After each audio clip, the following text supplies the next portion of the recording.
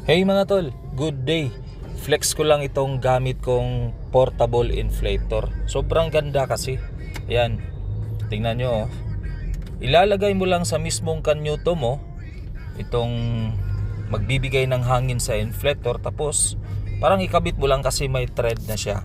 So set mo lang ang PSI dito sa inflator mo. Halimbawa sa akin 33 PSI. Tapos meron siyang power on, automatic na siya mag-charge ng hangin. Ayan, ang kagandahan dito, wala ka nang gagawin, wala ka nang hahawakan. Hintayin mo na lang hanggang umabot sa siniset mong PSI. Yan, kung mapapansin nyo, parang bumiblink itong digital monitor natin, screen dito sa inflator. Pero ang actual niyan, stable lang siya. Yan, 30 na oh, ang bilis. Hindi pa umabot ng ilang minuto. From 28, ngayon 31 na, yan 32 na.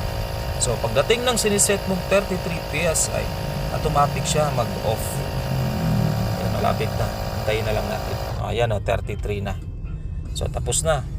So ikutin mo lang ulit ito, reverse, tapos tanggalin. Ayan, napakadali. Ang kagandahan nito, sobrang haba pa ng wire niya papuntang USB port ng sasakyan mo. Ayan, ganito lang siya kaliit.